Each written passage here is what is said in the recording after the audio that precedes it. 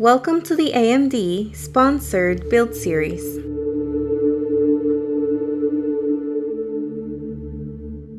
This series will showcase multiple builds.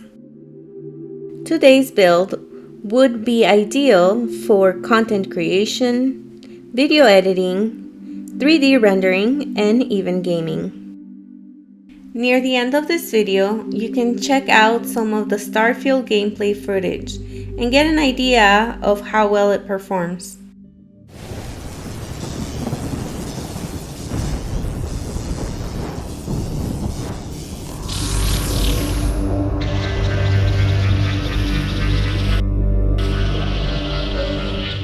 Welcome back to Space Age Tech, where we look at the tech that pushes the limits. Let's take a look at these individual components. Some of these components might seem overkill, but we consider this an investment in our productivity. Silverstone provided us with the Gila 1300R Platinum ATX 3.0 PCIe Gen 5 power supply. This unit is equipped with a 12-volt high-power connector directly on the power supply, so you don't have to use an adapter. Here you can see the Samsung 990 Pro. This is an excellent NVMe SSD, and it's extremely reliable.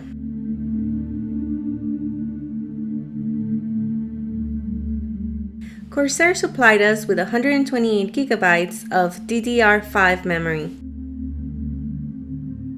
Here's the start of this build. The AMD Ryzen 9 7950X CPU. This CPU was chosen specifically for its performance with Adobe Premiere. Asus sent over the ROG Strix X670E-E motherboard. We requested this model because it's one of very few that has PCIe 5.0 available for both the X16 lanes and 3 of the M.2 slots. This makes it a great choice for future upgrades. For the GPU, we also received the Asus Tuf 4090 OC. This is one of the most powerful cards on the market, so it was an obvious choice. For cooling, we chose a Corsair H150i Elite Capellix XT closed-loop cooler. Silverstone also supplied the Alta F1 case. There is a new Alta F2 case available on the market now, but we will be showing that in a future review. For now, we'll show the Alta F1, which is the predecessor. This case uses stack effect cooling. Silverstone has always had fantastic quality, and this is no exception. This case has fan filters and comes with 3 140mm air penetrator fans. There are many build guides available on YouTube, so we won't go into detail here. This is just an overview as we build the system. The perceptive of you will spot there is an ASRock CPU socket cover. The Asus one was lost in transit, so this is one we had available to protect the pins. When you install the Ryzen 9 CPU, it only fits in one way. There are notches in the CPU that align with the socket in one orientation. As long as you don't force it, it's hard to make a mistake here. You can see here we are removing the M.2 heatsink. This heatsink comes with 2 thermal pads that have a film on them that you must remove before installing it. Depending on whether your M.2 is single or double-sided, will determine whether or not you have to remove a circular cutout from the thermal pad and insert a rubber bumper. You do this to set the correct pressure of the heatsink to the M.2. There are 3 other M.2 slots on this board, 2 of which are in the bottom sharing a single heatsink. Asus includes an optional, much thicker heatsink for these bottom slots. We are installing that here so it doesn't get lost for future upgrades. One of the reasons we chose this specific board is its future upgradability. As PCIe 5.0 GPUs and 5.0 M.2s become widely available, we'll be able to use the existing motherboard. Here we are installing the 128 gigabytes of Corsair memory. When you seat the Corsair Vengeance memory modules, it's important to put them in the correct orientation and press them in firmly until they click. Now we are installing the Corsair standoffs for the closed-loop cooler. When you install the standoffs, it's important to hand tighten them to make sure they are not cross-threading. Now we are installing the motherboard into the Silverstone Alta F1 case. This case is a pleasure to build due to its high quality and attention to detail. Here we are screwing the motherboard down into the case standoffs. Now we're installing the Asus Tuf 4090 OC GPU into the motherboard. This GPU is a snug fit in this case, but it will fit. If this is your first time installing a GPU, make sure that you press with even pressure until you feel a positive engagement click. One of the great design choices by Silverstone on this case is their separate chamber for the power supply. This design allows the power supply to pull in fresh air from outside the case and exhaust it upwards without adding any heat to the other components. The 1300R is a platinum power supply, so it is very efficient. There's a plastic bracket with a rubber pad that supports the power supply. This needs to be adjusted based on your power supply size from the inside of the case. We're installing edge guards on the case to prevent the closed-loop cooler from rubbing through its tubing. The edges of the Silverstone case are not sharp, but this is just extra protection. We chose the 360 rad closed-loop cooler because the radiator in this build will be pulling warm air from inside the system. The extra cooling potential of the 360 versus a 240 will help make up for that. The layout of this Silverstone Alta F1 forces the rad to be installed at the top because there is no front intake. The only downside of this choice is that you need to take out the side panel to plug cords into the back of the Mobo. Normally with this case, you'd be able to lift the top panel to access the rear I/O. But because we mounted the 360 rad, we can no longer do that. To install the Corsair cooler, you'll need to remove the existing bracket and slide the correct AMD bracket on. Then firmly seat the pump onto the CPU, making sure the installed standoffs go into the brackets properly. Then hand tighten the included nuts in a crisscross pattern to make sure you get an even pressure on the CPU. This assumes that your CPU cooler already had pre-applied thermal paste.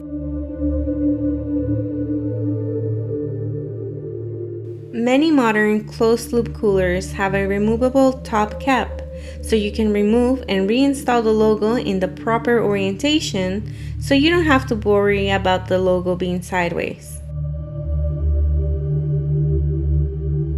Then just make sure your fans and pump and any other cables are all connected before you power it on.